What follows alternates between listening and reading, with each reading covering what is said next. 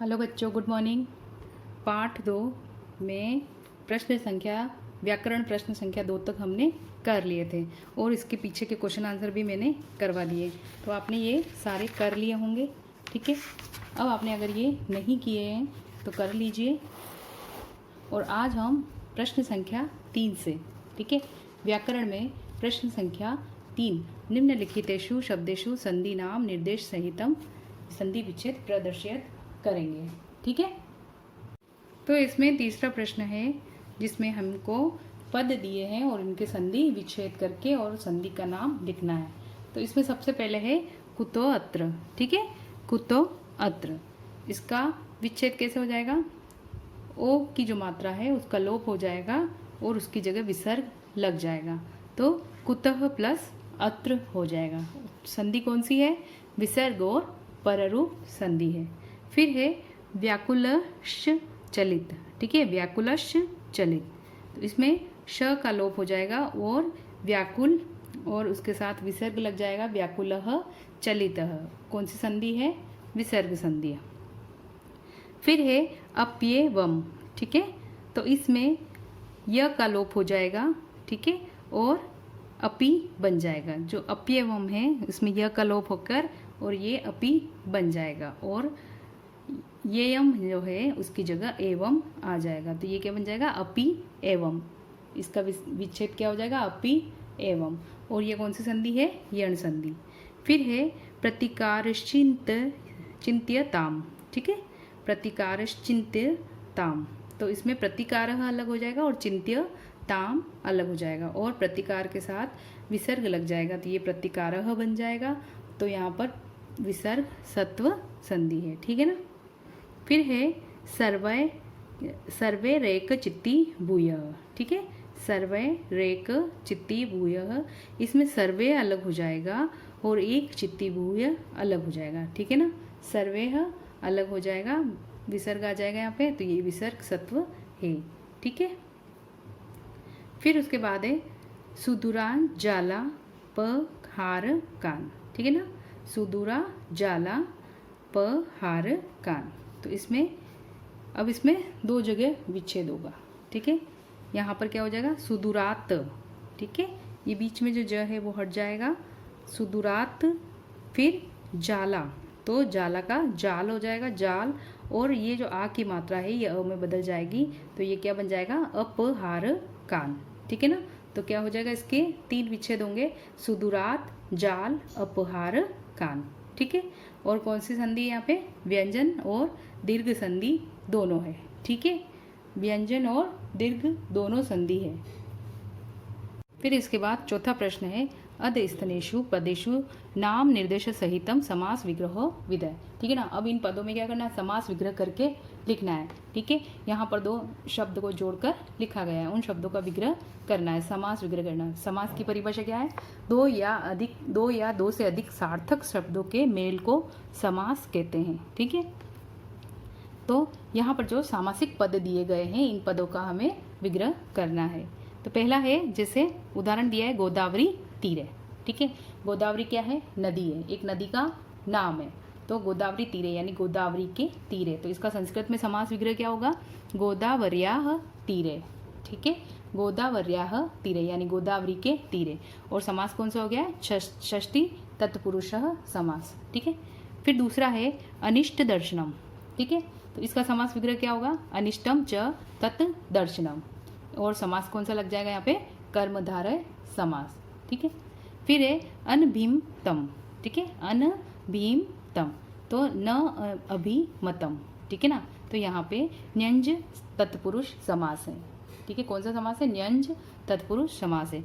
ये हिंदी में न्यंज तत्पुरुष नहीं होता है और संस्कृत में है, ठीक है।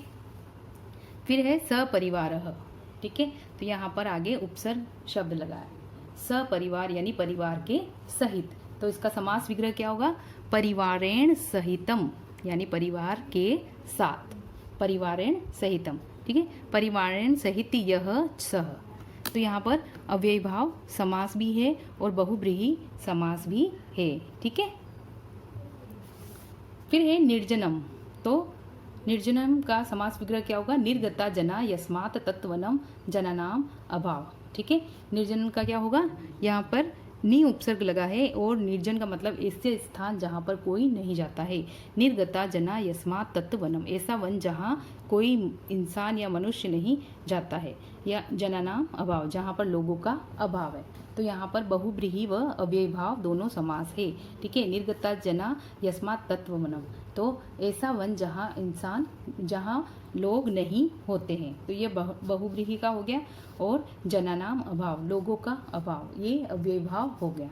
ठीक है, तो निर्जनम के दो अर्थ निकले। ठीक है, और समास दोनों हो गए, बहुब्रीहि और अव्ययभाव। इन सारे समासों की परिभाषा वगैरह जो है ये हम जब समास पढ़ेंगे तब मैं आपको समझाऊंगी। ठीक है, फिर ये मत दंतिनः, तो इसका विग्रह क्या होगा? मत्ताह च ते दंतिनः। ठीक है, इसका अर्थ तो क्या होता है? मदमस्त हाथी। ठीक है, झूमता हुआ हाथी, उसका विग्रह क्या होगा? मत्ताह च ते दंतिन, तो कौन सा समास हो गया? कर्मधारय। ठीक है ना, मदमस्त हुआ हाथी, उसकी विशेषता बता रहा है। ठीक है ना,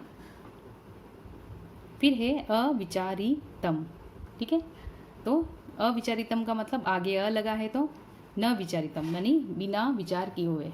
तो यहाँ पर न्यंज तत्पुरुष समास है। ठीक है, जहाँ पर भी न जहाँ आ जाता है, जैसे यहाँ अन आ गया, यहाँ अ आ गया, तो वहाँ पर न्यंज तत्पुरुष समास होगा, यानी कि निषेध के रूप में, नहीं के रूप में। ठीक है, फिर इसके बाद पांचवा प्रश्न है, निम्नलिखितेषु शब्देषु प्रकृतिः प्रत्ययश्च विवेच्यताम्। ठीक है ना, यहाँ जो शब्द दिए गए हैं उसमें प्रकृति व प्रत्यय अलग करके छांट कर लिखने हैं। तो जैसे पहला शब्द है प्रबुद्धः। ठीक है, तो इसमें धातु कौन सी है? बुद्ध धातु है, प्र उपसर्ग है और कत् प्रत्यय लगी है। ठीक है, फिर है जातम। जातम में जन धातु और कत् प्रत्यय विकिर्य। ठीक है, अब इसमें वापस वी अलग हो जाएगा, इसके साथ वी अलग हो जाएगा और वी जो है उपसर्ग है, फिर क्री धातु प्लस कत् प्रत्यय। ठीक है, फिर प्रच्छन्न, तो इसमें भी प्र उपसर्ग छद धातु और कत् प्रत्यय, फिर ईर्ष्री। ठीक है, ईर्ष्री, तो इसमें ईर्ष्या अलग हो जाएगा और ईनी प्रत्यय लग जाएगी। फिर है गृणी, तो ग्रणा है अलग हो जाएगा और इनी प्रत्यय लग जाएगी। इस तरीके से आपको इनकी प्रकृति व प्रत्यय अलग करके लिखना है। फिर इसके बाद छठा प्रश्न है, निम्नलिखिता पदानाम प्रयोग स्ववाक्येषु कुरु। ठीक है ना, नीचे जो ये पद दिए गए हैं इनसे वाक्यों की रचना करनी है, संस्कृत में वाक्य बनाने हैं। ठीक है, जैसे रात्रौ, तो बालकाः रात्रौ पठन्ति। ठीक है, बालकाः रात्रौ पठन्ति, इस तरीके से इनसे शब्दों से वाक्य निर्माण करना है। फिर वायसः व्याधम अपश्यत। फिर चित्रग्रीवः कपोतान अवबोधयत्। व्याधः जालम विस्तर्य प्रच्छन्न स्थितः। फिर है असंतुष्टः जनः दुखी भवति। प्रतिकारः आगते विपत्तौ प्रतिकारः चिन्तनीयः। फिर है पक्षिण गगने उड्डयन्ते। ठीक है, तो इस तरीके से इन शब्दों से वाक्यों की रचना करनी है। फिर उसके बाद सातवां प्रश्न है, सम्यक विभक्ति संयोज कोष्टक गतेन पदेन रिक्त स्थान पूर्यत। ठीक है ना, नीचे जो ये कोष्टक में शब्द दिए गए हैं इन शब्दों की उचित विभक्ति जोड़कर हमें ये रिक्त स्थान की पूर्ति करने हैं। ठीक है, जैसे शालमली तरौ, अब यहाँ पर क्या दिया है? पक्षी, तो पीछे क्या है? निवसंती स्म, यानी कि रहते हैं, रहता है नहीं है, तो बहुत सारे पक्षियों के लिए है, तो ये पक्षी से यहाँ पर विभक्ति के साथ जुड़कर क्या बन जाएगा? पक्षिणः। ठीक है, शालमली तरोः पक्षिणः निवसंती स्म। फिर उसके बाद अवसन्नायाम, अब क्या है? रात्रि, तो रात्रि का क्या हो जाएगा? रात्रो, यानी रात में, रात्रो वायस प्रबुद्ध। फिर है तेन जालम विस्तीर्णम, तो यहाँ पे व्याध है, तो व्याध क्या हो जाएगा? व्याधेन। ठीक है, व्याधेन, वे शिकारी के जाल में फंस गए, तो यहाँ पर व्याध का क्या हो गया? व्याधेन। फिर है कपोतराजः तंदुल कर्ण लुब्धान।